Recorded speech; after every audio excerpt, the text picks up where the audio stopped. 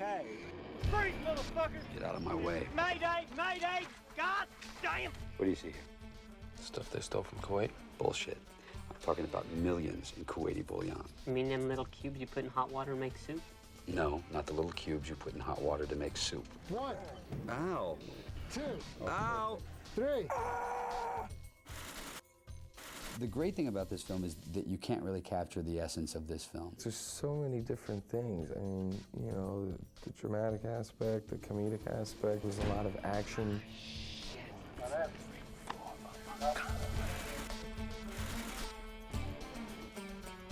It's more of just a ride, you know what I mean? A ride into craziness.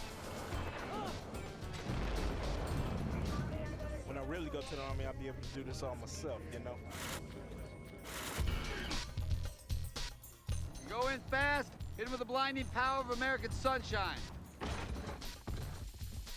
You open that door now. Freeze!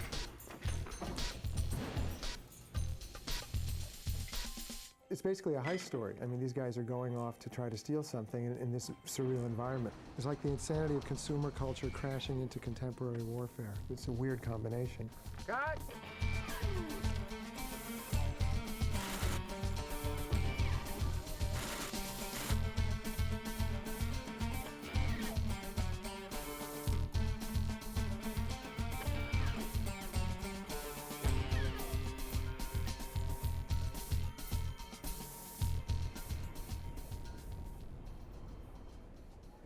You know, I don't think anybody can really dare to suggest that making a movie is anything like a war.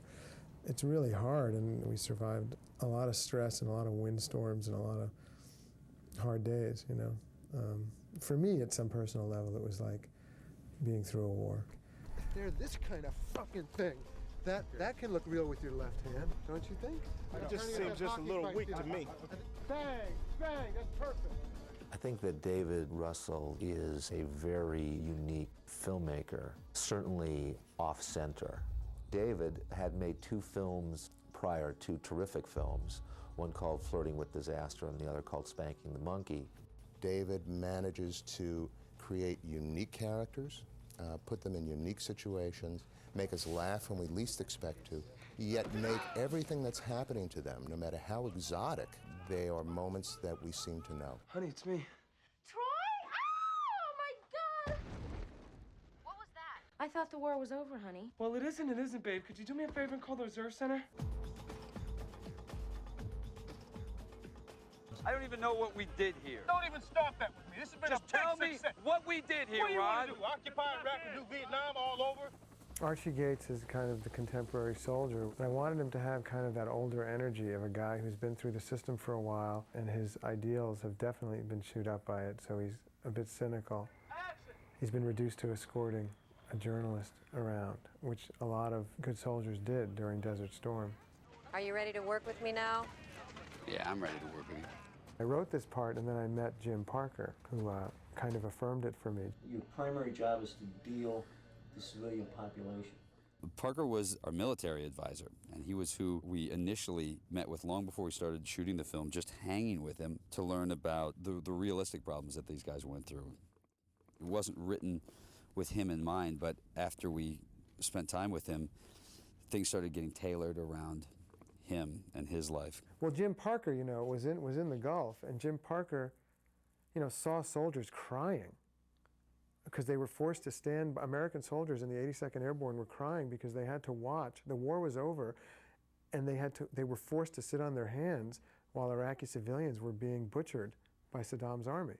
And it gets to you because you're the good guy. You know you were born to be a good guy, and you're standing there with all of this weaponry. And right across the river, you're watching this incredible slaughter, and there's not a damn thing you can do. There are going to be Shiites in here, so don't kill everybody. We did a crash course real fast, you know, just gave us a nice understanding on how the military works, and it really kind of puts you in the right perspective on how you should deliver this part. The training up to a certain point was character specific to educate that person to the point where they felt very comfortable playing that character. To put this all together we ran an FTX, a field training exercise, to simulate part of the story that we're trying to tell. United States military! United States military! Everybody out! I was trying to get out of the training at first because, you know, I knew it wasn't going to be easy. Freeze! Yeah, I love the United States of freedom! Put your weapon down! Come on! Put your hands up! Got it down! Weapons on safe. Okay? These guys are weekend warriors, and they train on the weekends and they have day jobs, and many of them are doing it for economic reasons, to supplement their income. A lot of these guys, you know, who haven't really seen violence and kind of grew up in a movie culture of violence, they just want to have fun, and they think guns are cool, and they think shooting is cool, and they didn't see action for most of the war. You want to see some action? Yeah, I do. Is this what you're after? These guys are not Rambo-type soldiers. They're ordinary guys who are just trying to get ahead and kind of find themselves in a situation where, you know, it's about what's really right and what's really wrong. This was a huge learning experience for me because, you know, my last movie was $7 million, and this movie cost a lot more than that. And I had a lot to learn about, you know, trying to communicate my vision to such a big crew under such stressful conditions. 75–80% of the film is shot outside in a desert area where the good news is it doesn't rain a lot. The bad news is there's a lot of other elements that are constantly nipping at your heels. This is when most of the work gets done in this picture. It's usually about 10 minutes of light and we get about 15 shots. You have to roll. You have to roll.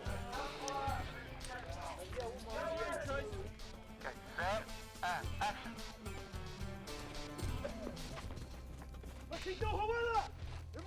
Fire! Do we get it? Okay, moving on. You know, there's that thing that people call magic hour, that beautiful time when the sun is just above the horizon and long shadows are there, not yet set, has for us often been tragic hour. Not enough light to do, we can't do it again. I think we're out of light. There really isn't light, is there? Oh, it means that as the end of the day was coming, you would get kind of this hysteria would descend on the set. Let's go right now. Can we go right now? You've heard this expression, when the film is shooting, it's gone with the wind in the morning and the Dukes of Hazzard in the afternoon. You know, meaning that you start the day and you take forever to shoot this insert of this cup on this table to get the light just right. And then suddenly by the end of the day, you have no time left and you're just shooting everything like it's cops. You know, you're just shooting everything rough and handheld to just get the day done. Well, what's missing here, I guess 4 is the shot that I was thinking of. I mean, 11 shots in 6.5 hours is realistically a half-hour shot. That would be, we'd be working faster than we've ever worked, and this is complicated stuff. That's how we worked yesterday. Well, look, option A is if you really think that we can get out of here in 2.5 hours, and we do get out of here, then that's the greatest thing of all, and you're the miracle worker. You know, and I keep joking that the next movie I make is going to be about 2 people in a room, because I don't think I realized what I was getting myself into with this movie.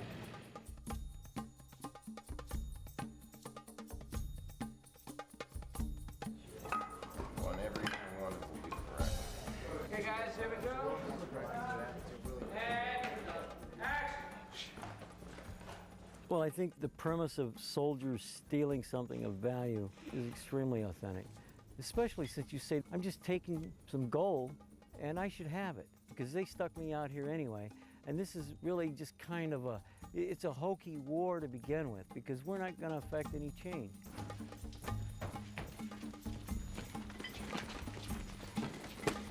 You know, we're trying to take care of ourselves and make a lot of money at the expense of a lot of people. And somewhere along the way, we just go, what's going on here is not acceptable. They've got the gold now and they're ready to go home. And then my character, as well as my wife and my child, we serve as a really good reason for them not to leave and take the gold. They have to say, well, what's more important, gold or people?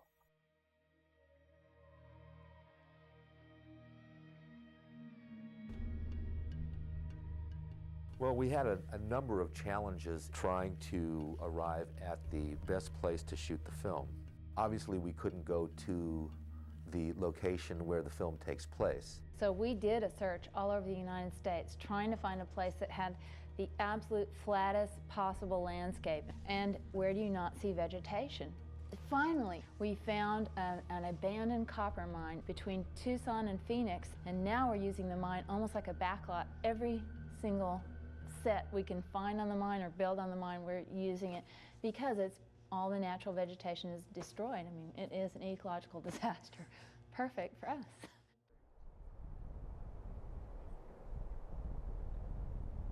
The air conditions out here in the desert can get pretty tense. You know, it got real windy and a lot of the dust blows up.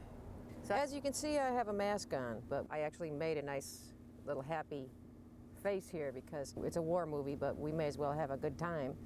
You know, actually, when I made this, people loved it and wanted me to make them. I've made them for a lot of people on the crew, and I'm making one for George, too. So I made these two masks. I've been working on them in my trailer, and I put down at the bottom here, like for George, this is great. I go, George, you're out of sight. So I'd like to get down and give Clooney his mask. Mr. Clooney? Yeah. I made that for you out of a ballpoint pen. Out of sight. Yeah. See what you did? Yeah. Okay. You get security. Okay,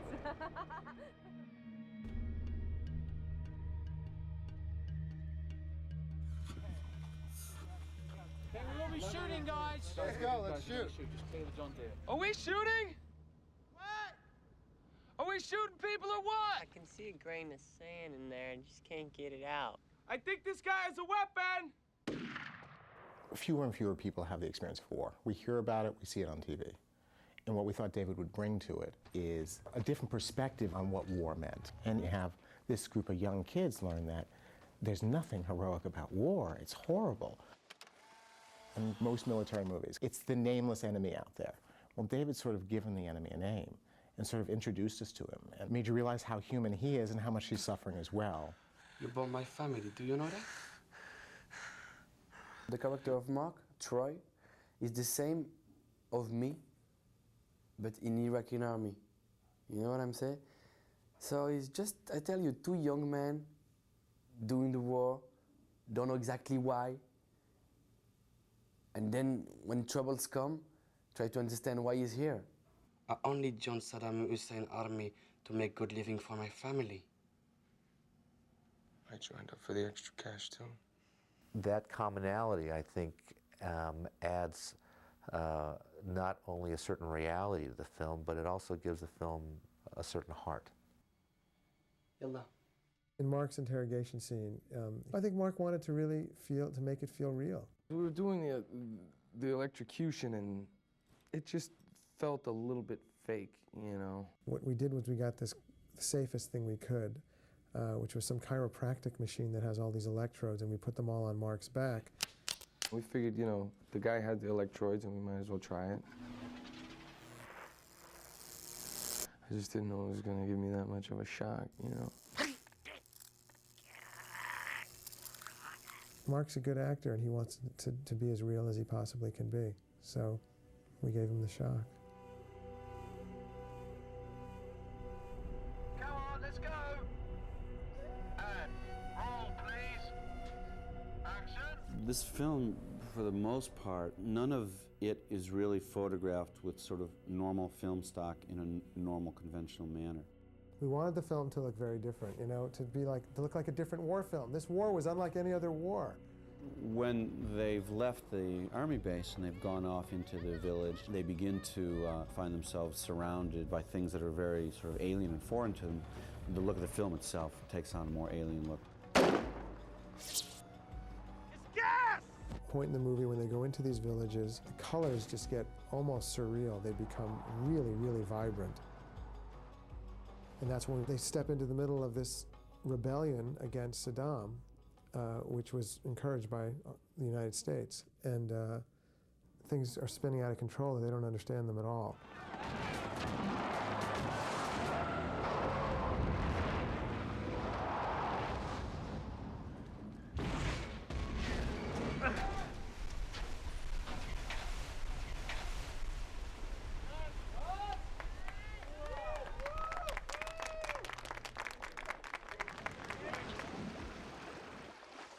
It's milk. Yeah, the Frankie's milk ride. Look how much milk there is. Looks like you really got your hair wet. There's a lot of explosions that we have to deal with, and I don't know. Let's see. There's good ones too, but they're all funny and like really crazy.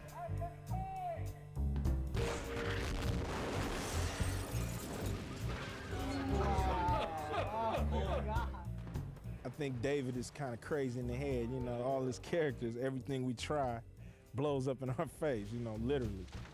We're just idiots when we start out. Everything we touch just blows up, basically. We're just idiots. Can't make an omelet without getting a leg on you. Bang! Bang! Bang! It's not an exact science. It's like Carrie. I don't know. Yeah, we got a lot of shit blowing up though, definitely.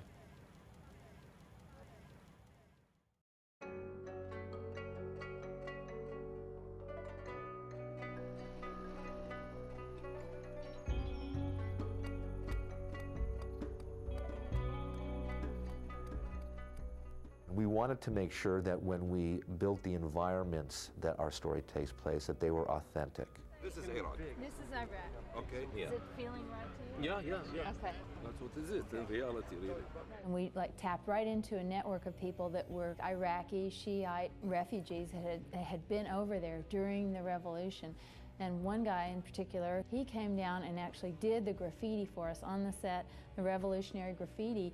And he got very emotional. He said, you know, my brother and I personally defaced 300 murals in Iraq during the revolution.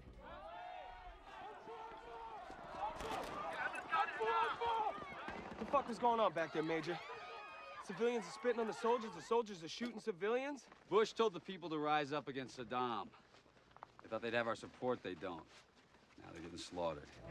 How do you say hands in the air? Or Stay calm or something like that. drop your Hudu! Hudu! What's Stay that calm. Stay calm. How Hudu! would you do if you went hands up? How do you say that? ارفعوا ايديكم.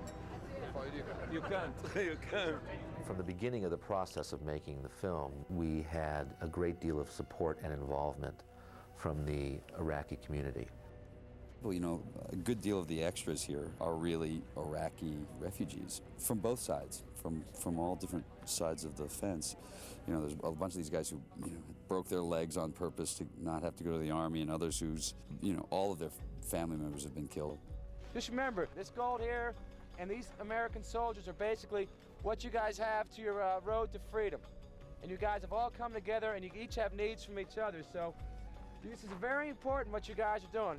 You know, it's a trip to be working on a movie and have somebody right there that's been through it, you know. It grounds us because we realize that it's struggle, you know, all over the world. Oh, you talking about Iran or Iraq? Iran. Revolution in Iraq.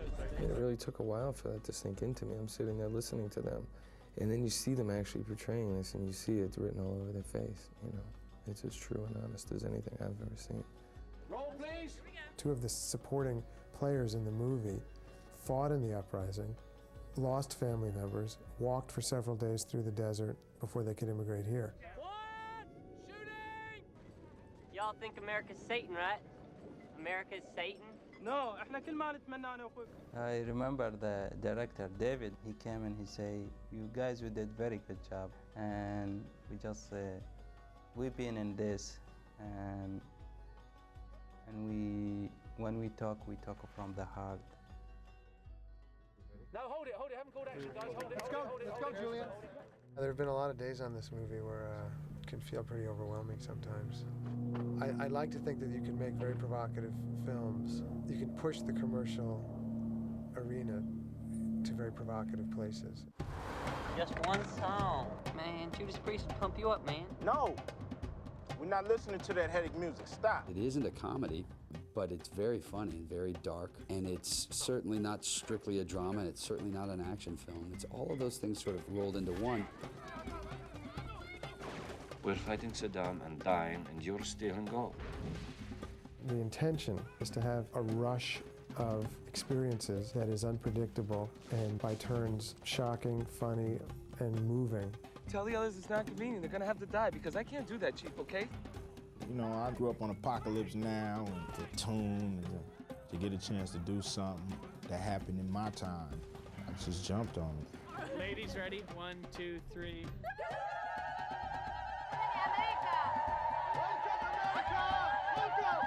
my friend. No, the man don't do that. Only the woman. And cut. Beautiful.